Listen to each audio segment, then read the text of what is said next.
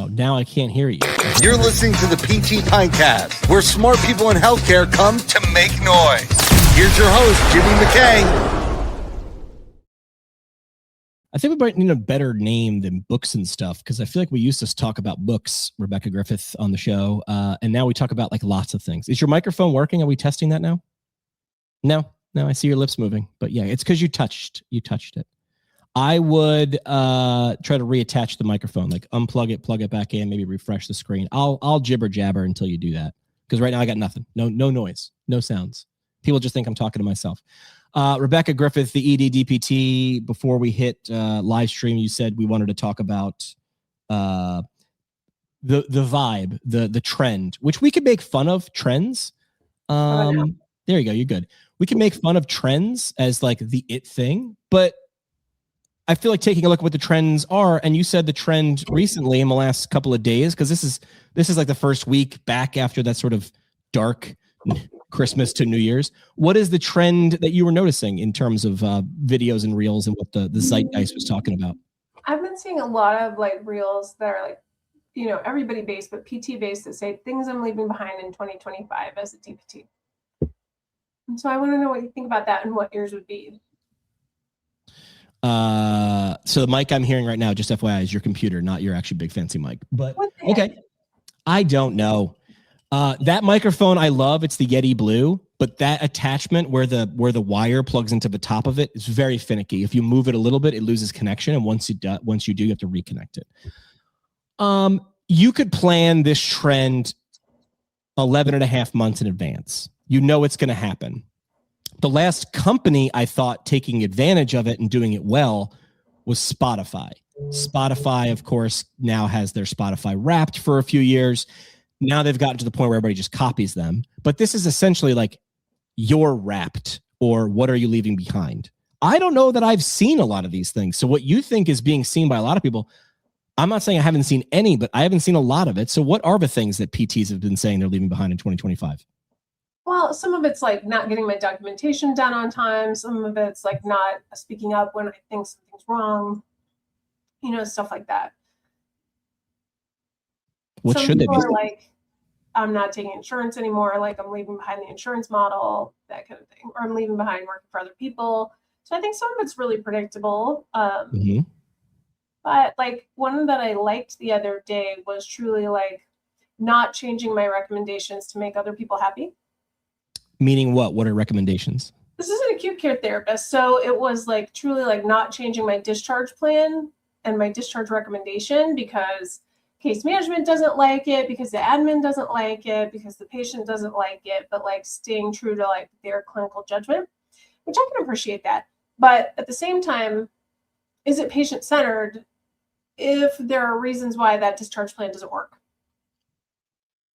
So I don't know. I think there's some nuance missing there, but I also think we've got to like lean into being doctors a little bit more. I've said to people, I mean, people have come to me for marketing. People have come to me for content how do I essentially attention. How do I get the best attention from the people I'm looking to get attention from?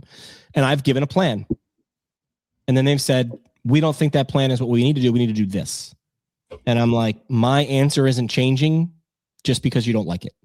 And I'm sure there's a nicer way I can say it. Jamie Brindle is sort of a coach of freelancers. Doesn't really matter what you're a freelancer in, because the same conversation happens whether you're doing graphic design or discharge planning, which is you asked me a question based on a set of criteria for success. I analyzed that and gave you an answer, and you said I didn't like that, and I'd say I need to understand we can change the scope. But if you want to optimize for success, what you defined as success before we started, we will, in my assessment, we will not reach success if we don't do all of these things.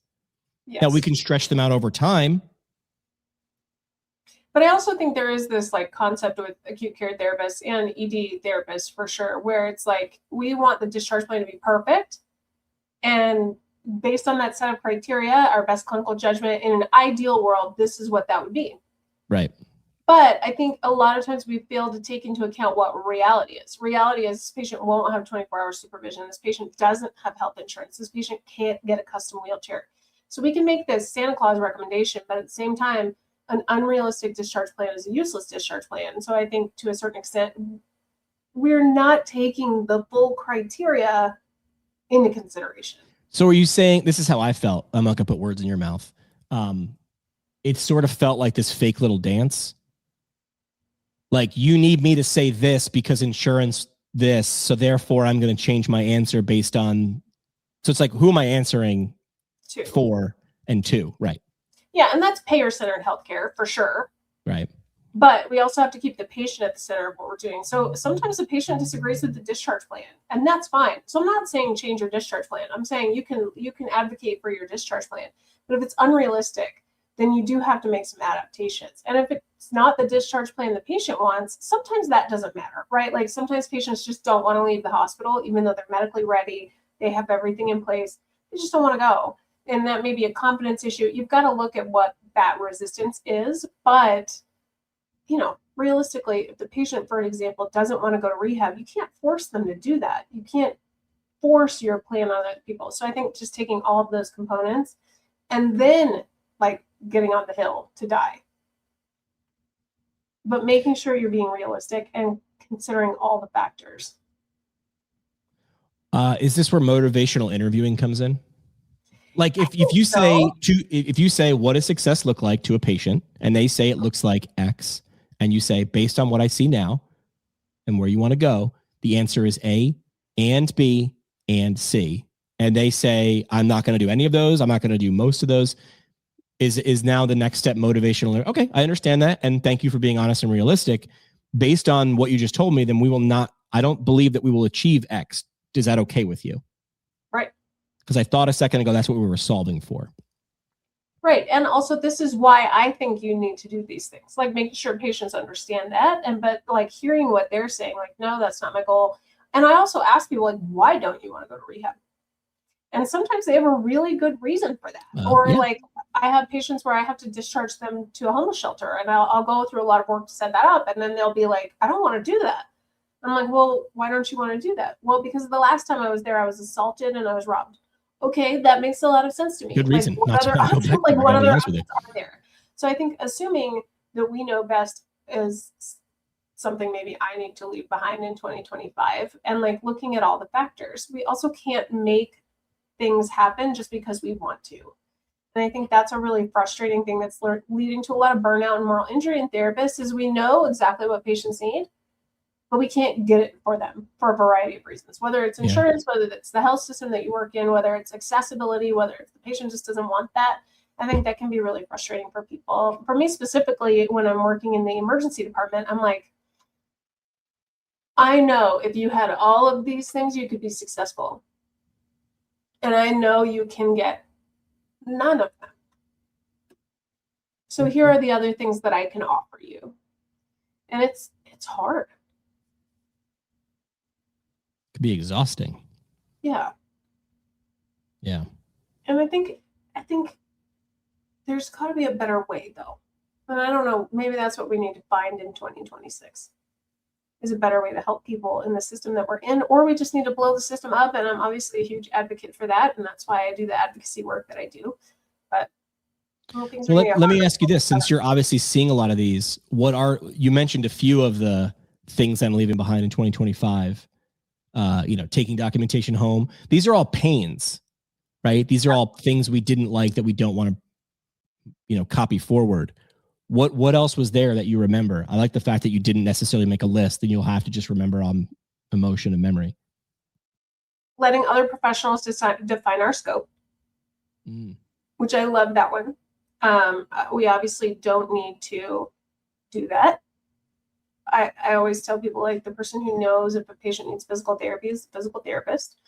So I think also when people are like, hey, you can't do that, that's not in your scope. So for example, in Colorado, we're fighting to be able to do sports physicals, high school sports physicals this year. You told me about that. Season. Yeah. And other professionals are like, that's not in your scope. And I'm like, let me show you what our scope is legally and training wise, and show you exactly how that's in our scope. So I think there is this pressure on that. But when we do talk about not letting other people define our scope, the legislature defines our scope. So having legislative meetings, I mean, and maybe that's the thing that bothers me about this trend is that this is stuff I'm leaving behind in 2025. But how are you going to leave it behind? Because letting other people define our scope, I get that. You've got top of facility, you've got top of license because you want to be the top of your scope. But how are you going to do that? You know, Thursday I have multiple meetings with multiple legislators to talk to them about not cutting Medicaid in the state of Colorado. Because I don't want to limit accessibility for our patients. I don't want to limit payment for our therapists. I don't want to limit our scope. All of those things. Why? What would happen if those things are limited? So with this Medicaid cut specifically, yeah, clinics are going to close. Why does that matter? Why is that a bad thing? Because patients won't have access to therapy. Why is that a bad thing? They'll decrease function and overall health. Why is that a bad thing? They won't be able to contribute to society. They won't be able to live a meaningful life. I would lead with that. Right. So what I usually tell legislators when I meet them and talk to them is that physical therapists help keep Coloradans at work, at play, and at leisure. I was doing the exercise we just did with Emily. She's the APTA Montana Emily. Yeah. Herndon. What's her last name? Herndon. I thought it was Herndon. I don't want to guess. And and hopefully at the end of the little, because I was in her comments section, she was doing something similar. I can't remember what the issue was in Montana. Mm-hmm. And she wrote a very well written press release on LinkedIn. And I came in I always say, I act like a petulant 6-year-old. What's that? Like a wrecking ball, you and Miley Cyrus. Yeah. But I'm like, well, why does that matter? Well, because of this. And I'm like, why? Until you get to the core emotional root. And then it's like Coloradans won't be able to work or play or contribute to Colorado. Legislators care about that. They do. But when we go to Albany, New York, and we're like, PTs need to get paid more. I'm like, that's not going to move the needle. Well, we do need to get paid more. What happens if we don't? Right. This. What happens if that? What happens if this? And when you can't ask what happens or why that matters anymore, you've gotten to the thing that actually should be your headline. Well, and the thing that the legislator asked me last time was, why do you think that you should not be cut when every other healthcare provider is in the same position that you are? How'd you answer that? That's a good question. That's a tough one. That's a fair one. I said, that's a great question. And I understand that you have really difficult decisions to make. And I don't envy this position at all. But we will help you save money. And here's how. So when your problem is balancing the budget and looking for ways to cut costs by supporting physical therapists and increasing access to physical therapy, we can help cut healthcare costs. We can help you help you achieve that goal in a better ROI. But if you let him with like PTs are better, we have doctoral degrees, like does not move the needle. It doesn't, because all these other people do too, right? And so it's like, how can I help you with your problem? It's the same thing when I go into health systems to talk about why you should have PT in the emergency department. What matters to your hospital? What problem are we trying to solve here? Correct. And it's just like doing a PT evaluation. What are your impairments? What are your functional limitations? What are your participation restrictions? Here's my plan of care. Let me ask you this, because I was in a similar situation. I won't say with who. I'll try to keep this as generic as possible because some of the people in this meeting would probably listen to this podcast. And it wasn't a bad thing. I think this is how does Jimmy improve thing. So I got brought in to do a project, but I was not clear on what good looked like. Because I was asked, hey, do you want to do this thing? And I was like, that sounds interesting. Can I learn more? And they explained, essentially, it's a Jimmy thing. It's like come and make an in-person event good. And I'm using air quotes. Yeah. And then I went to the meeting and I was like, what does good look like? And they're like, good. And I'm like, you can't use the word in the definition. No. And I run into this problem often with the type of work that I do. And I would like to get better because I feel like I just annoy people. Because what they want, they just want me to know. But I can't. Because they don't know. And I'm like, you understand all the annoying questions that I'm asking are trying to bring us, me and us, closer to understanding the same thing. Well, it's just like if you documented after a total knee replacement that the patient will have good range of motion. Good according to who?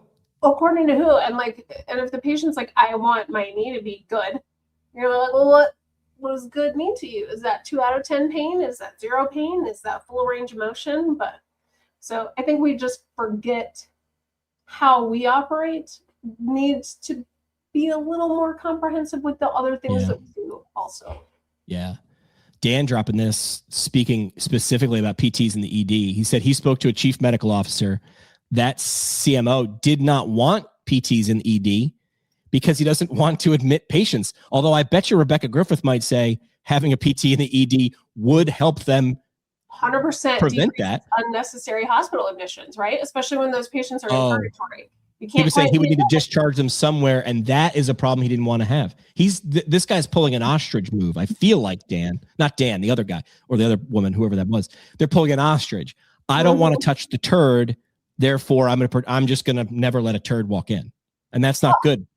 And PTs are low-key bouncers in the ED, right? Like we're help. And my friend Sarah always says, like, you don't invite everybody in off your front porch. It's the same thing in the hospital, right? We don't want to invite everybody in off the front porch. So if we can give them the care they need on the front porch and get them going on their way, and then we can like save the resources at the house. So putting those resources up front decreases hospital admissions, increases throughput, decreases unnecessary imaging. So that's why I say you can't just say PTs in the ED are great because PTs are great and patients like us. You have to show the hospital how it fixes the problem that the hospital has. That's why I like. They have hospital admissions they don't want to have. They probably have bed lock in their ED too that could be fixed. So they're not seeing the solution because nobody's showing it to them. Yeah.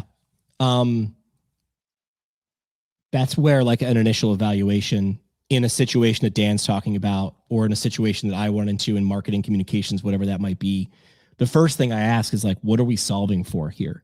Yep. People will ask me like, what does it cost to hire you? And I'm like, I don't know what we're solving for. Is this a 5-minute solution? I'll do it for free, right? Or is it a 55-minute solution or a 55-week solution? I don't know what we're solving for here. Do you know what we're solving for here? Well, and that's, I would say, a frustrating thing that I have when people want a consulting proposal from me is they're like, we just want a proposal. Great. A for proposal about what? Like, I don't know you. I don't know what your problems are. I can look on your website and see what you're putting out to the public, but I actually need to know what is it like consulting on?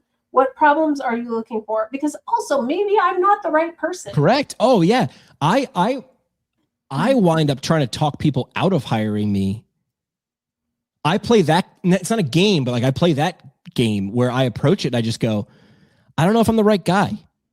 That actually winds up closing more deals, but it closes more right deals. Yes. But I also feel like there's this people pleaser mentality where I'm like, okay, I'll give you a proposal. I know. But that's why I listen to a guy named Jamie Brindle, who's like a coach for freelancers.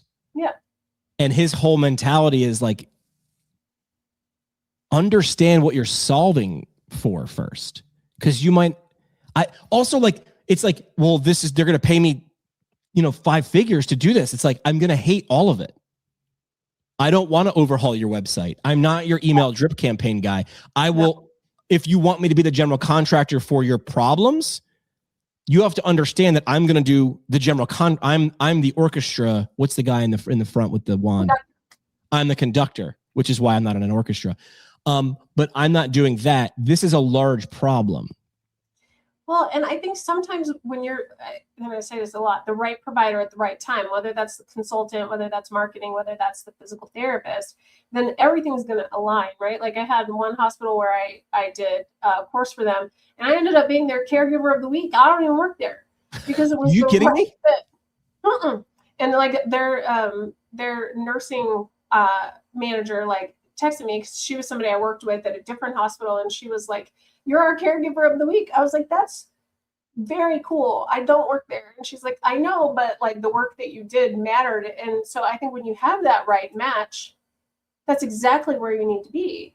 And we need to stop trying to push ourselves where we shouldn't be and start pushing ourselves where we really ought to be. but we also can't keep waiting for people to find us. It's like dating, right? Like nobody knows they want to date you if you don't ever go anywhere or talk to anybody or show up, right? And sometimes you in that dating process, you're like, mismatch. But also, if you walk into a dating situation, and I've told this story before, freshman and sophomore year of college, Jimmy got a lot of first dates because I had no problem failing. I had no problem asking, but not a lot of second dates, and I couldn't figure out why. Because on the first date, I talked about how I was the class treasurer, and I was playing on the hockey team, and I was so funny, and how many friends I had. I talked about me the whole damn time. No second dates, and everybody laughs at that. And they go, of course you're not going to get a second date. And then I go, I just looked at your marketing. All your stuff that you do externally, it's all about you. And you wonder why no one wants to step closer. Junior and senior year, I started asking about them. You can ask questions in content where the other person isn't there. Yes. You can show them. I ask one of the greatest questions I ask. I've got an event on Saturday at APTA New Jersey. It's like a student conclave. And my first question is here, because it's all students. I know who they are generally. They're like stem cells, right? My first question on Saturday is, how many of you here are training to be in show business? Show of hands. Nobody raises their hand. And I go, so you're just going to tell people how to do exercises? You're never going to show them? Well, that's not fair. So you're just going to tell them. You're just going to sit still and tell them. You're never going to show them what a future looks like if they do the things that you say. That seems lazy. Yeah. Me saying these things was ridiculous 3 to 5 years ago, and now it's not. I used to have to really convince people that, I'm using air quotes, creating a content or storytelling was important. Now I'm sure if you pulled the statistics on LinkedIn, how many people have the words storyteller in their bios is up 4 billion%. And it's like the thing of, it's the cliche, it's the thing of the week right now, right? In the future, when you can generate infinite amount of ideas and have access to infinite information, the superpower is the ability to transfer that from human to human. Sorry, it is. Now the comms majors are laughing at everybody else. Ha! Right. If you're good at it and you can convince people to hire you to let you do it how you see fit. Now we're full circle back to, you said the problem is X. I say the answer is ABC. You say, I don't want to do that. I say, well, then we're not going to get X. Well, and we are so awful to patients when they don't do what we tell them to do. I see so many, that's another real trend that I really wish would go away, is PTs punching down on their patients and making reels, making fun of their patients. That makes me insane. So if we could leave that in 2025, that would be great. But I'll see these reels that'll be the PT says, you should do these things. And then, did you do your things? And the patient's like, no. And ha, ha, ha. But we're the same way. Just what you're talking about now. You're like, here's your home exercise program. And the place is like, no, I don't think that works. Then why did you come to see me? And we're so judgy about that with our patients. So I think we need to be more open about all of those things. It's just like when you hire a consultant and they give you their expertise and you're like, nah, bro. And I'm like, okay, well, keep doing it the way you're doing it. Here's my experience of being a consultant, my limited experience of being a consultant. I was so excited. I'm going to come here. I'm going to dive into all these things, all these problems, and I'm going to give you a plan, and then we're going to walk through the plan together and solve it. And then I realized it's the same damn thing. What you wanted to hear was, a lot of times, whatever you're doing you should keep doing it. Right. Which is little to nothing. But I'm going to show you how to paint the logo blue instead of red, and that's going to change everything. And I'm like, it's not. Well, this is going to require push-ups. One of the other things on one of these reels was that we needed to stop gatekeeping knowledge and mentor more. And I love that in theory, but at the same time, we have people giving content away all the time. You give content away every day, and people aren't using it either. And I also think mentoring is a two-way relationship, and it should have goals identified and all of those things too. And then there's this concept of that you should give your content away for free, but you shouldn't treat patients for free. So are we compensating physical therapists for their time and expertise, or are we not? Well, I mean, you can give something away for free and other things not. Like, so Right. it doesn't have to be, when is the answer always or never? Right. The answer is rarely, right? The answer is rarely, always, or never. And I don't think you're gatekeeping if you're charging money for your expertise. Most of the time, successful consulting relationships I've had is they sort of already understand. Like I tell people in the room in the beginning, like if Dan, if he's still watching, if we come into the C-suite, most of the people know what the problem is. Right. Very rarely does a contractor walk in and you're like, I got water leaking. And you're like, all right, well, we kind of know it's a pipe burst, right? What are we going to do about that? They just don't want to do it. So you're like, you're not paying me to do it. You're paying me so you don't have to do it. Right. Like it was very simple for me to see when my neighbor started hiring a lawn company. I've lived in this house for 3 years. This guy has a 0-turn lawnmower and he whips around his yard. Now, I'm not close to my neighbor. I wish I was. He's not a talker. I've tried to talk to him several times, but that's okay. He probably closes his garage when he sees you coming. He probably does. Dan's still there. So Dan, I'm going to tell a parallel story about my neighbor, and you tell me if I'm right or wrong, because he works with he's growing a large organization in the Northeast. My neighbor has a 0-turn, and then all of a sudden I'm sitting here, and I can look right out that window, and I see this whole squad of lawn care people, and I'm like, oh man, I don't know what happened. Maybe he's just at that age. Maybe he's just like at that financial level where he's like, screw that. I want to be doing whatever.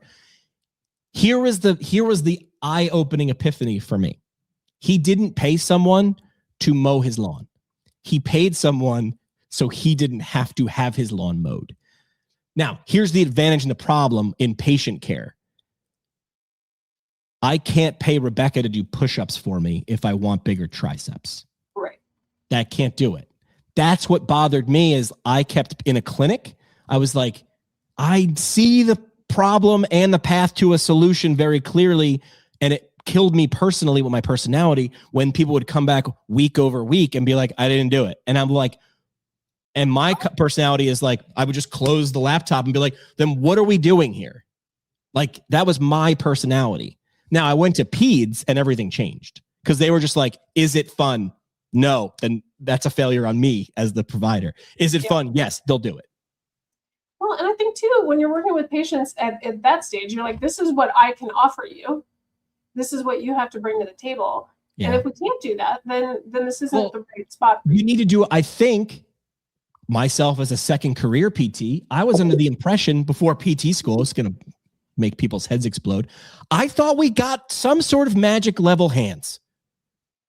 I did. I thought we'd learn some tricks. I was waiting to come to Thanksgiving with family and be like, watch this, blah, blah, blah, blah, blah. And then be like, bam, your back pain's gone.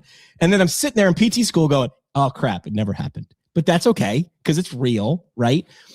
But the same, and this is where my question to Dan or whatever is, it's the same in a C-suite. So like, we need more. These are the two areas I operate in healthcare, right? We need more providers. Yeah. That's a communications problem. I know you're like, that's talent acquisition. No. What's below talent acquisition? People. You need people to understand. Do you know how many times I slide into people's comment sections on LinkedIn when it's a clear repost of a job post? Do you see me doing this? Yes, and since you mentioned it last time, I've been watching these posts. And it doesn't go well. No.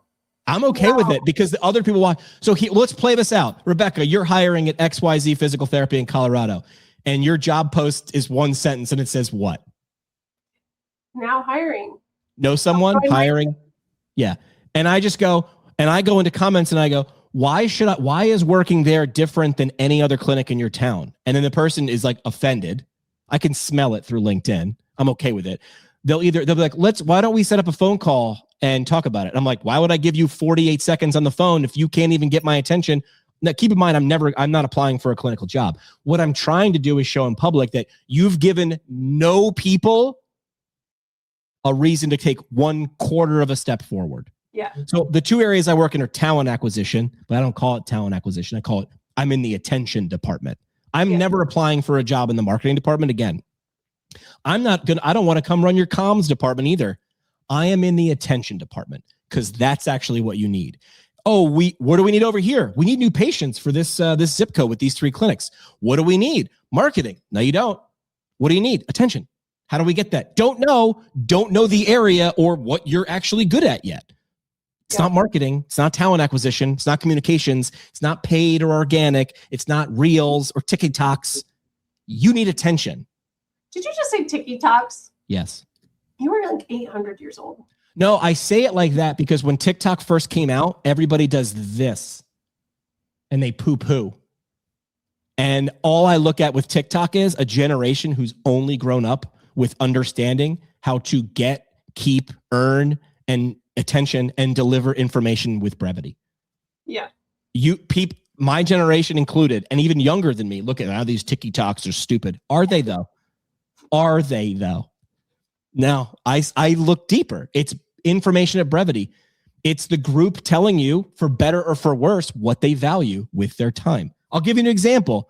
People love when I parallel this. Did I ever talk to you about Disney's low ride out theory? No. Disney was doing social media and vanity metrics long before the internet.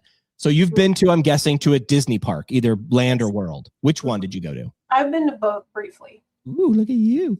I'm telling you. I know, I'm just kidding. My kids are not a big fan. So you buy a ticket to a Disney park and you can go on whatever ride you want as long as you just pay, you wait in line, right? Or you pay for a fast pass because you value your time more, so you pay that, right? It's PSA for Disney. Either way, when you get to the front of the line that you just spent money and then time to, you know those turnstile-y things with the 3 prongs? Yep. Why do they have those? Calculating. What is it calculating? Number of people. Why is that valuable? So that they know how many people are waiting in line and how many people they can get through in an hour. No. They could tell you how many people they can get through in an hour down to the millisecond. What they're doing is how many people paid to come in. They can calculate that with a cash register. How many people paid, then spent their time. So Disney was smart. He was like, I only have 50,000 acres of swamp in Florida or whatever. If I have teacups and teacups gets the lowest amount of turnstile spins, it means people cared about it the least. You're going to get different information if they fill out a card because nostalgically, teacups and Magic Mountain are nostalgia. Yeah. But if they're not riding it, the only way for Disney to bring in a new ride, if he has limited real estate, is to remove a ride. How does he pick which one? He lets the audience decide. He lets them decide with their time. He does not ask them. I think you're going to get an argument from physical therapists that say how I am in real is not going to be reflective of how I provide patient care. So how would you apply that? Okay. Explain that again. Say that again. Okay, so you're going to have somebody who's listening to you and be like, Jimmy, I don't care about any of that. I don't care about the social media stuff. I just want to provide good patient care. So provide good patient care. Right. So why do I need to do any of this? You don't. Hire someone who can. Do you if your toilet is clogged up and you can't figure it out, do you hire someone else? But again, that's your point, right? Like, what's the problem that we're solving? This person wants to provide exceptional patient care. They don't want to be on Instagram. Then don't. How do I get people to them so they can see them? Then don't. Yep. But you will pay for it then. And that's okay, because if you're hiring someone to do that and you're paying them X but not getting back X plus Y, don't work with them anymore. But don't tell me it's broken. Don't try something once and then be like, it's broken. I'll go, okay, well, I went to PT once, doesn't work. Well, of course not. Of course. What kind of a provider? And then did you? Oh, we're so quick to defend that. You cannot speak out of both sides of your mouth. It doesn't work.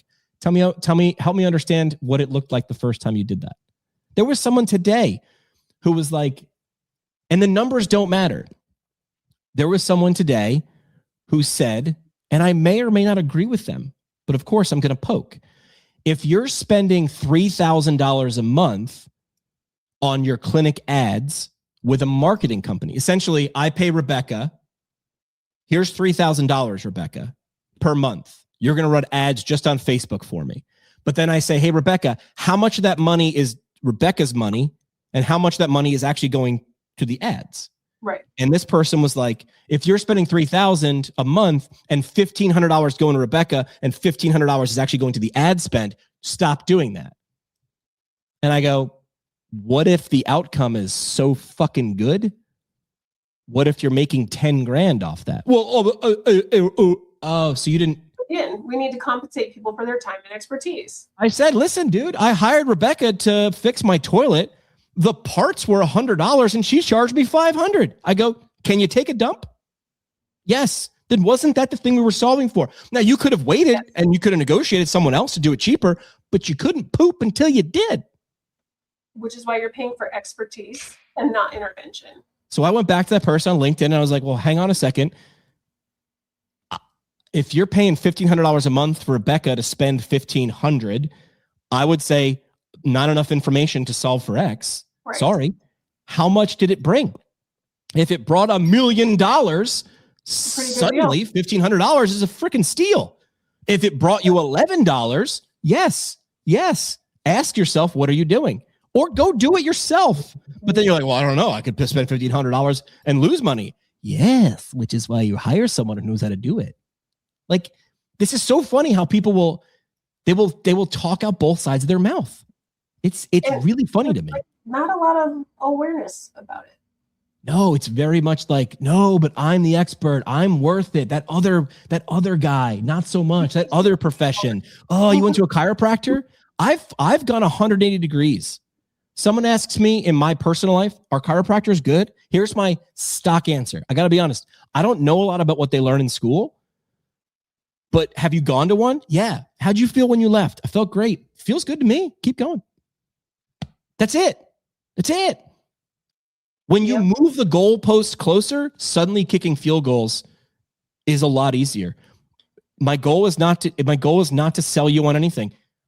In fact, I don't think I've ever sold anybody on anything. My job is to achieve understanding. What if I were to say, well, vertebral artery dissection and blah, blah, blah, blah, blah, blah, blah, blah. It's not what they were asking. That's like on the first date being like, you have 3 choices if you meet a girl at a bar. I can stand there and talk about me. I can stand there and talk about the other guy who's been hitting on you all night. Or I could talk about you. Which one do you think is going to lead to a phone number? Best odds. I got to be honest, I'm going with option 3. We don't do that. We talk crap about the other guy. We inflate ourselves and we wonder why people don't move closer and they only move further away. Right. And it goes back to motivational interviewing for your patients too. Now, doing this in person, 1-to-1 would be exhausting. Is there a way, Rebekah, we could do this on the interwebs at scale? I would say yes. I would say that is the best way in 2026 to reach the most amount of people. Wait. In the best manner. Simple, not easy, which is in fact why you hire someone, not necessarily me. It's not a pitch. Get someone who's good at it, likes doing it, will show up with a good attitude to learn and do it better every day. And that is my friend who I would hire to work in the attention department right next to me. That's right. So say you have somebody who's just like a clinician, they can't hire anybody, or they want to start their own social media, they want to start their own Instagram. Hold on. No, not yet. Don't you dare tell me an intervention before I know what the problem is. So let's go back to you're starting with who? You start with who? Good. They're at me. Good. It's my New Year's resolution. I want to start social media. I want to be a PT influencer. Got it. What would you tell that person? How would you help that person start? Yeah. Why do you want to do that? This fictitious person just thinks it looks fun. Make it real. Looks fun? Well, yeah. So I don't know. Grab a phone. What have you seen online outside of your profession that you're like, I'd like to do something like that. I'd like to do one of those videos where I'm on camera and there's a thing behind me and I'm commenting on it. Okay, great. Do that. Have you done it yet? Cost you $0. You could probably Google how to do that in the next 4.5 seconds and do it. Have you done it? Do it. The barrier to entry is it's not low. It's below the floor. The barrier to entry is below the floor. Well, and I don't even think it's that. I think for a lot of people, it's just like this fear of getting started. And now we're talking about psychology. Okay. Why, Rebekah, why haven't you done that yet?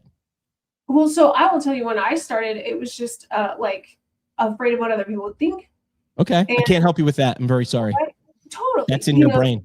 Yep. And like, wait, also Rebekah, hang on a second. So if you make a video and people don't like it, you know how the algorithms work. It's just not going to show it to more people. So you've failed in front of 11 strangers that you'll never have to look in the eye.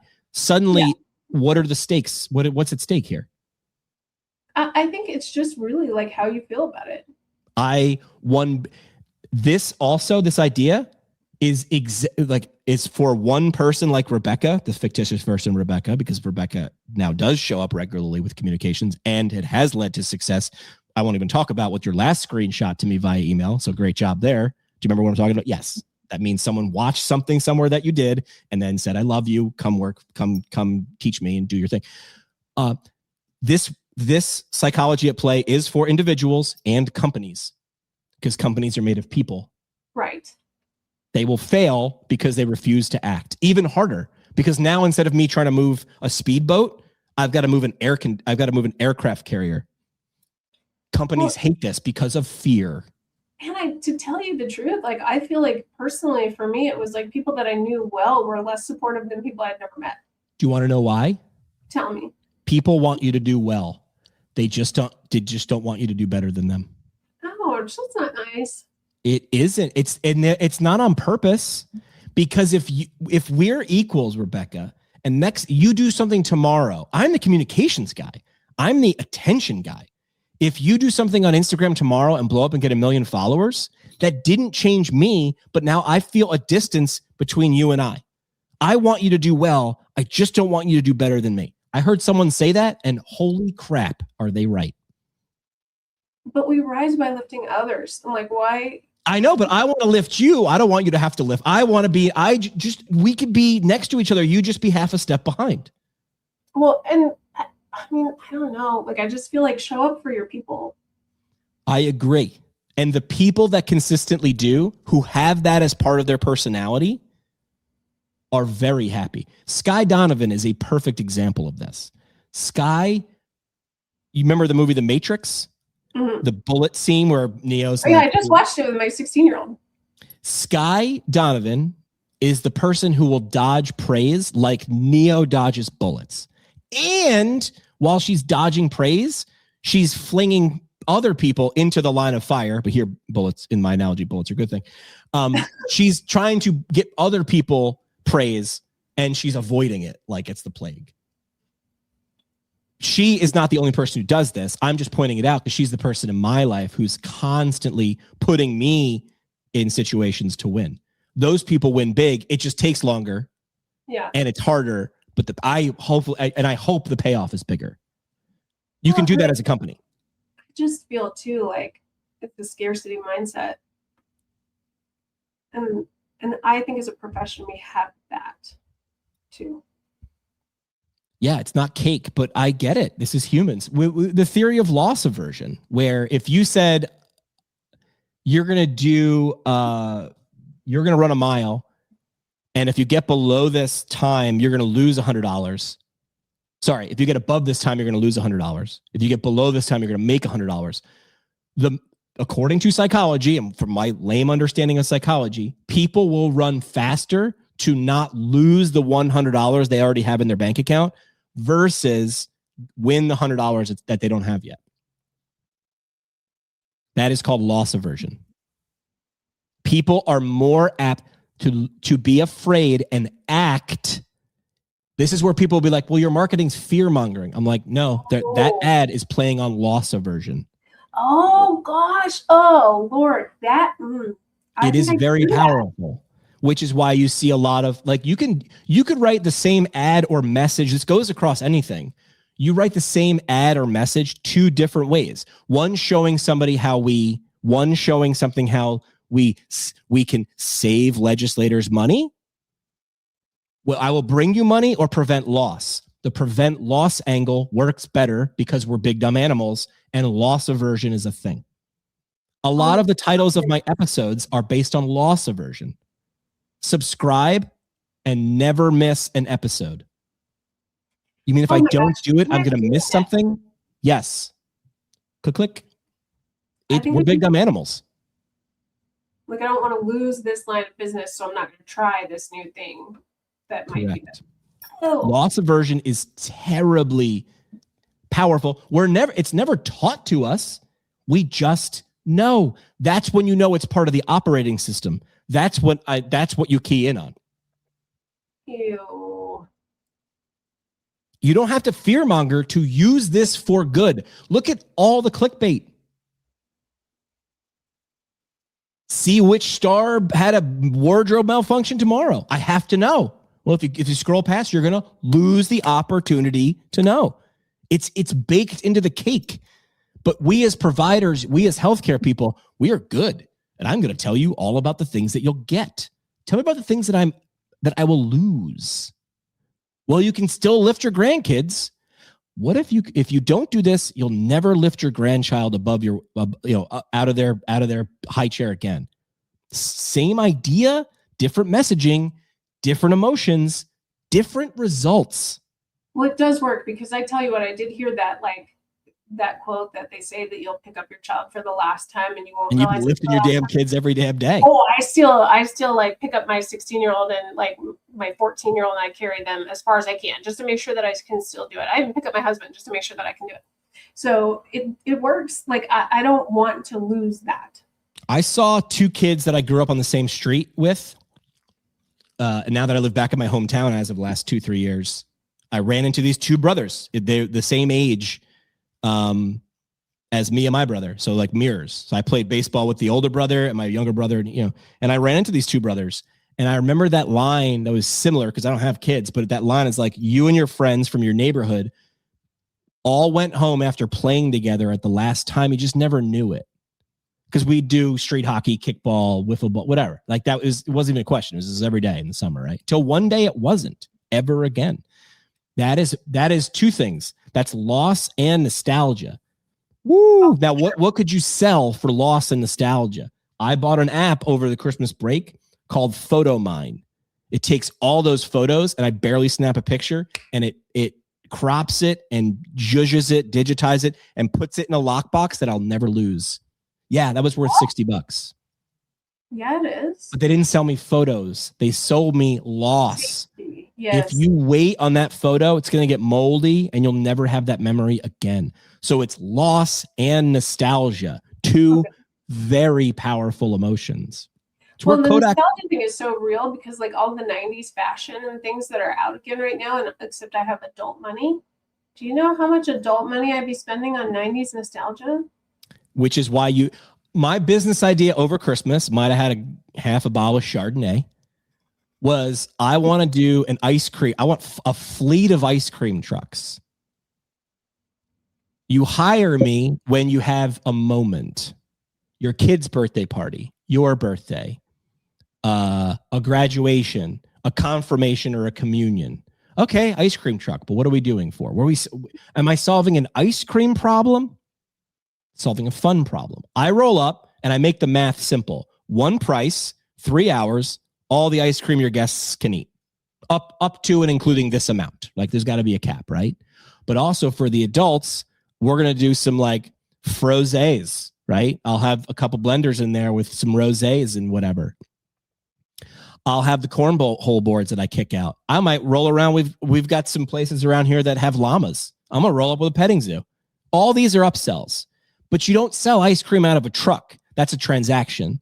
I want to sell a transformation. I'm going to turn your backyard into a party. Take your 90s nostalgia.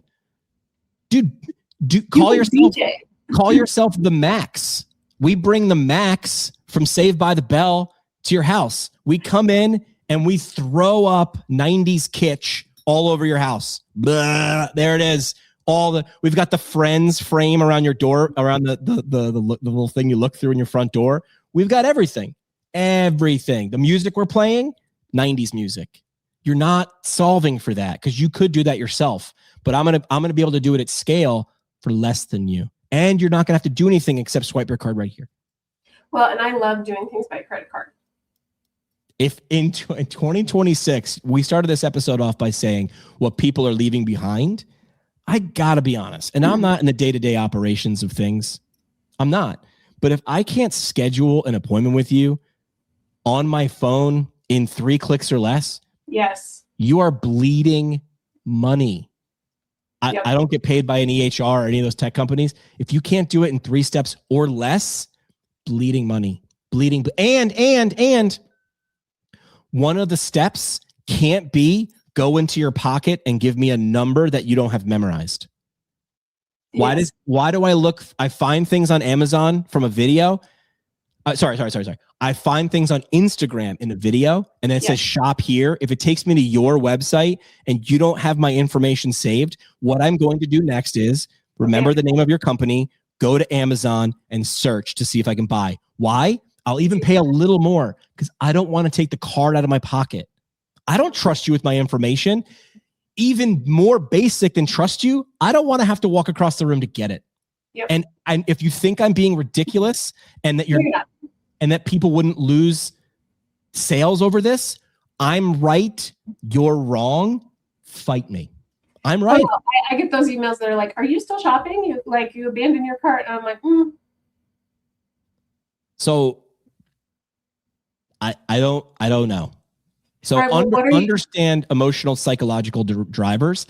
And so back to you, Rebekah, who wants to be an influencer tomorrow, I would say if in 90 days, if we were to work together, you would be known for one thing on the interwebs, what would it be? And I don't care what your answer is. Whatever the answer is, we work backwards from that because that's the goal. Ooh. Because you can't be known for 50 things. Not at first. Well, I think that's the problem. A lot of people don't know what that thing is. No one can help you. This nebulous goal, not a specific goal. Then you need to be a very good dancer or be very pretty. Because you could be known for being a very good dancer or being very pretty. Shoot. I can't be known for either. Yeah. I'm going to need to level up. I have good hair, but I can't dance. So we started this episode off by saying, here are the things I'm leaving behind in 2025. We got 9 minutes left. What are the things you want to bring into your life in 2026? What are the ad parts? Well, gosh, I think I need to be the person that runs for the $100. Run for the $100 instead of running to not lose 100. Yes. At the end of the run, you still have this. Well, no, you would have more. You would have $100 more. That's where my math goes wrong. But how much of your life is spent just trying to not lose stuff versus going for the level up thing? Yeah, I think I need to do that. And then the other thing, my business coach, she sent me a voice memo and she's like, you have this really good skill of like doing all these really great things and then making it not that. What does that mean? Making it not that? She's like, you do these really great things and then you're like, oh, that was nothing. Like, so minimizing what I've done. Don't minimize. Yeah. Yep. And she's like, you make it into nothing. Don't do that. A wizard. You don't have to maximize. You don't have to make it look like it's something it's not. But yeah, I had someone Sky Donovan pulled me aside and it's like, you tell people that what you're doing is super easy a lot. And I was like, it is. And she goes, yeah, to you. Right. I've got a buddy who's an auto mechanic and him doing something under a hood is very easy to him. To me, it's magic. I'm like, I don't know what you did. You opened a thing. You looked at a bunch of things that look like spaghetti to me. And you were like, blah, blah, blah. Vroom. And I'm like, what did you do? And he's like, no, it's super easy. Yes. Because you spent 17 years under hoods. Yes. So I also think I just have this like long-standing habit of minimizing anything that I've done. If I fail at it, I'll make a big deal out of it. But otherwise, so I need to leave that behind. I'm bringing that energy into like celebration energy and like, I don't know, being present. Being present is good. Mm-hmm. I think so. I'm going to ask more. Uh-huh. Okay. Which is, I talk on this podcast or live stream, whatever it might be. I'm going to be more obvious and more direct. Hey, I see what you're doing. I think if we worked together, I could actually cause you to go from here to here. Do you want to find out? Let's talk. Would that be would that conversation potentially cause you from losing something you've already gotten? Why lose momentum? 30 minutes? I might be completely wrong for this. I might be wrong. But what if I'm not? And you didn't, would that be worth 30 minutes to potentially not lose a successful idea? And I've got a lot of conversations. I've been doing that for the last few weeks. I've just decided to go on offense and not defense. There it is. That's the answer. I said this 2 years ago. And I'm pretty sure I said it because I heard someone else say a better version of it, which is innovators play offense, not defense. Yes. You cannot innovate. You cannot defend your way to innovation. That's like shoveling. It's like trying to save your beach house by just going into the ocean and taking the sand and bringing it back up the hill. I'm like, you got to go way out into the ocean. You got to bring something else in. Innovators play offense, not defense. So I'm not going to wait for someone to spot and recognize my brilliance. I don't think I have anything that's necessarily specialer for the next person. I'm going to come show you how me plus you equals better than just you. But could we talk about how that's like an amazing analogy for the physical therapy profession? Because we keep saying people don't know what we do. I'm going to stop waiting for people to come find me and show them what I'm good at. Are you in the tell business or or are you in show business? I got to be honest. How can we be in both? You got to show me before I'll ever listen to you. Yeah.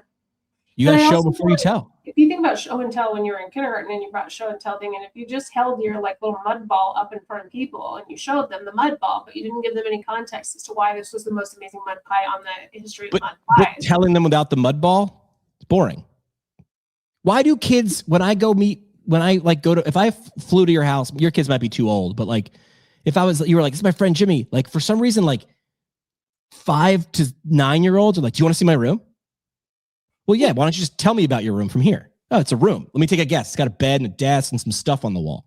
They want to show you. Why? Because you learn faster that way.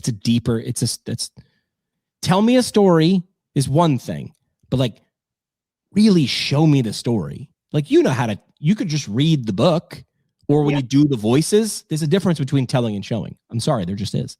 Yeah, the voices are always better. Tell me a story is boring. But when you can put depth to it, if it was just about the words on the paper, that's a miss. It's about when Tolkien describes what Middle Earth looks like that guy was nuts. Like, he had backstories of characters you barely ran into. But that's why he created an entire world of stuff. Yeah, I never made it through any of that. That's okay. What was your deep thing? What's like Stranger Things? I just finished The West Wing. That's a story. Yeah. Yeah. All right. Parting shot. What do you got? I think you have to go first today. Parting shot is I'm going to go on offense. I think innovators play offense. I'm not going to wait around. In 2026, you'll like this too. I bought a calendar. I talked about this on my last episode. Yeah. I bought this. It's called the Big Ass Calendar. It's quite literally just a big dry erase calendar. But I'm very visual. And if I write it down, now I've got to work backwards from now to then to get it done. So I'm going to do another triathlon this year. I have been sitting on the bench for a couple years. Fuck that. I'm a triathlete. It's part of my identity. So this sort of calendar is a $44 purchase.